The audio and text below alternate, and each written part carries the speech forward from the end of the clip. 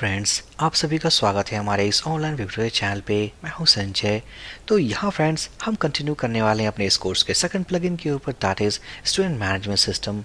यहाँ इस वीडियो में हम डिस्कस करेंगे एक इम्पॉर्टेंट और एक इंटरेस्टिंग टॉपिक के बारे में जिसका टाइटल है how to add form security. बिल्कुल, अगर इस वीडियो के कॉन्सेप्ट को सही से आपने सीख लिया, इम्प्लीमेंट कर लिया अपने प्लगइन के हर एक फॉर्म के साथ, तो आप अपने फॉर्म्स को सिक्योर कर सकते हो CSR जैसे अटैक से। सो ये वीडियो काफ़ी इंपॉर्टेंट होने वाला है। उससे पहले मेरी रिक्वेस्ट है, अगर आप चैनल पर नए हो, सब्सक्राइब नहीं किया है, फटाफट चैनल को सब्सक्राइब कर दीजिए ताकि ऐसे अमेजिंग क्वालिटी कंटेंट्स जो मैं आपके लिए क्रिएट करता हूँ वो आप तक पहुँच पाए। सो यहाँ फ्रेंड्स, इस कॉन्सेप्ट को समझने के लिए हमें एक टर्म को समझना होगा, दैट इज कॉल्ड नॉन्स। अब ये नॉन्स क्या है, जिसका फुल फॉर्म होता है नंबर यूज्ड वंस। तो कहने का मतलब है कुछ वर्डप्रेस फंक्शन को यूज करके हम जनरेट करेंगे एक unique number as a identifier. उसको हम सबमिट करेंगे अपने फॉर्म के डेटा के साथ ही साथ जहां हमने फॉर्म को हैंडल किया अपने सर्वर साइड कोड पे, वहां पर इस नंबर को हम वेरीफाई करेंगे। अगर वो नंबर वेरीफाई हो जाता है देन हम सबमिट करेंगे अपने फॉर्म के डेटा को, अदरवाइज एक्सेस डिनाइड।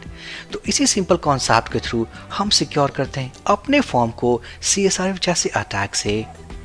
एक और बात, अगर आपने वीडियो यहीं से स्टार्ट किया है तो मैं आपको स्ट्रांगली रिकमेंड करूंगा इस प्लेलिस्ट के हर एक वीडियो के कॉन्सेप्ट को समझने के लिए हर एक वीडियो को देखना बहुत ही ज़्यादा ज़रूरी है। तो यहाँ फ्रेंड्स, इस सेकंड प्लगइन में अगर हम चलें ब्राउज़र में, तो हमने क्रिएट किया एक student management system plugin using PHP object oriented concept. तो हमारा वो जो प्लगइन है दैट इज स्टूडेंट सिस्टम। तो इस प्लगइन में हमारे पास दो फॉर्म्स हैं, दैट इज ऐड स्टूडेंट और जो सेकंड फॉर्म है दैट इज एडिट स्टूडेंट। तो ये फॉर्म्स फिलहाल सिक्योर नहीं है क्योंकि नॉन्स जैसे कॉन्सेप्ट को हमने अभी तक इम्प्लीमेंट नहीं किया है। बट यहाँ फ्रेंड्स, इस वीडियो में इन दोनों फॉर्म्स में या एटलीस्ट एक फॉर्म में हम नॉन्स जैसे कॉन्सेप्ट को इम्प्लीमेंट करेंगे और हम देखेंगे किस तरीके से फॉर्म प्रोसेसिंग को हम सिक्योर कर सकते हैं। सो चलिए स्टार्ट करते हैं। तो हम जाएंगे अपने प्लगइन के अंदर सबसे पहले, सो WP content plugins student management system, और हम ओपन करने वाले हैं पेजेस के अंदर से add-student.php। सो ये वो लेआउट है जिसके थ्रू हमने क्रिएट किया है इस एड स्टूडेंट लेआउट को। तो यहाँ फ्रेंड्स हम क्या करने वाले हैं, सिंपल हम जाएंगे अपने इस फॉर्म के पास और यहाँ पर इस फॉर्म के अंदर जाने से पहले हम जनरेट करने वाले हैं एक नॉन्स वैल्यू। इसका मतलब नंबर यूज्ड वंस। एक हम नंबर जनरेट करेंगे, एक यूनिक सा नंबर जिसे हम सेंड करेंगे अपने फॉर्म डेटा के साथ और वेरीफाई करेंगे सर्वर पे। सो यहाँ फ्रेंड्स, इस नंबर को जनरेट करने के लिए हम यूज़ करने वाले हैं एक वर्डप्रेस फंक्शन।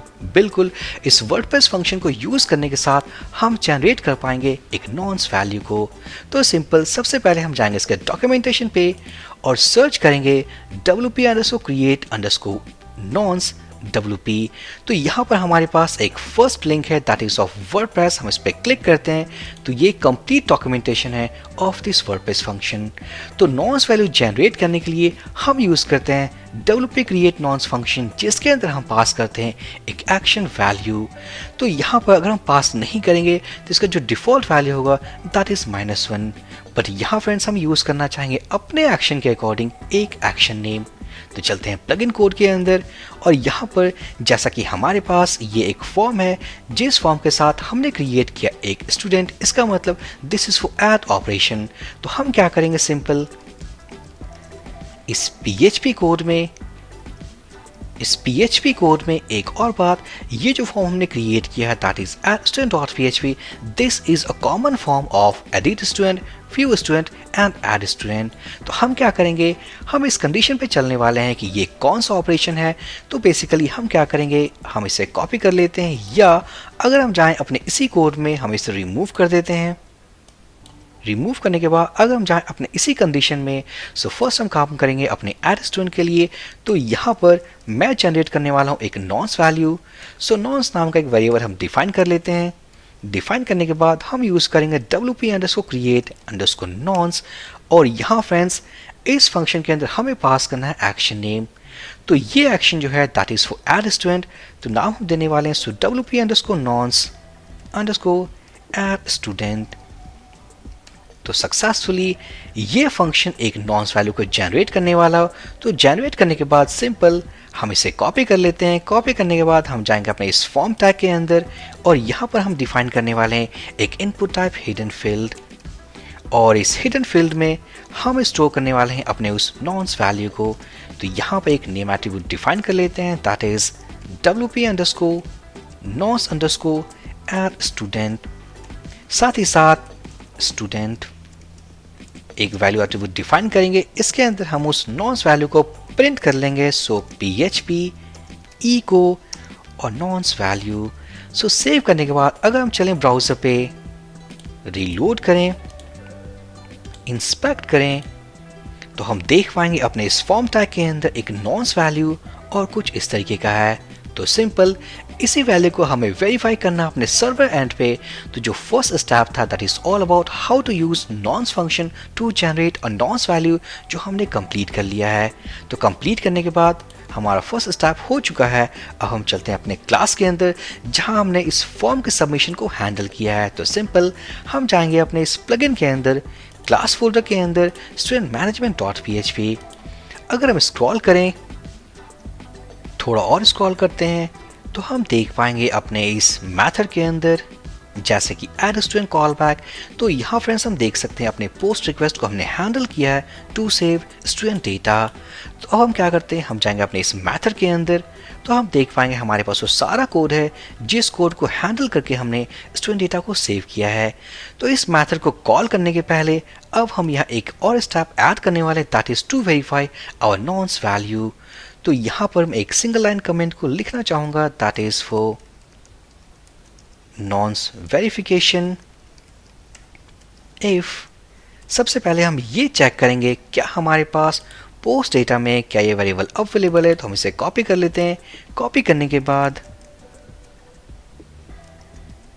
और यहाँ हम उसे पेस्ट कर देंगे। सो एक बार ये वेरिएबल अवेलेबल है, देन हम क्या करेंगे, अपने सेकंड फंक्शन को हम यूज़ करेंगे टू वेरीफाई नॉन्स वैल्यू।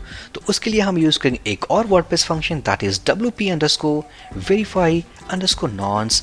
और यहाँ फ्रेंड्स इसके जो फर्स्ट पैरामीटर जो वैल्यू पास करना है दैट इज ऑल अबाउट और नॉन्स वैल्यू। तो ये वैल्यू हमें यहाँ रिसीव हो रही है। सिंपल हम इसे कॉपी कर लेते हैं, यहाँ फर्स्ट पैरामीटर हम इसे पास कर देंगे और सेकंड पैरामीटर में पास करना है एक्शन नेम।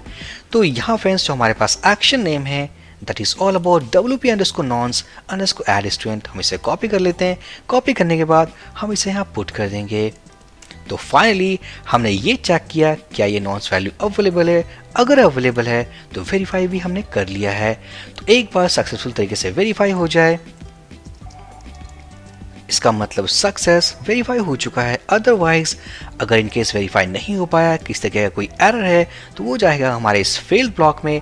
बट इस वाले मेथड को हम कॉल करने वाले हैं अपने सक्सेस के केस में। तो इसे पुट कर देते हैं। पुट करने के बाद हम चलते हैं अपने फेल्ड वाले ब्लॉक में। इन केस अगर हमारा नॉन्स वैल्यू वेरीफाई नहीं हो पाया तो उस केस में हम स्टोर करने वाले हैं कुछ मैसेज को। So this message equals to verification failed.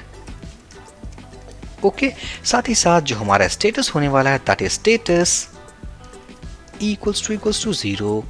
हमने 0 क्यों असाइन किया, क्योंकि अगर हम जाएं अपने इस मेथड के अंदर तो हम देख पाएंगे कि सक्सेस रिस्पांस के लिए हमने स्टोर किया है 1 वैल्यू एंड फेल्ड ब्लॉक के लिए हमारे पास है 0 वैल्यू।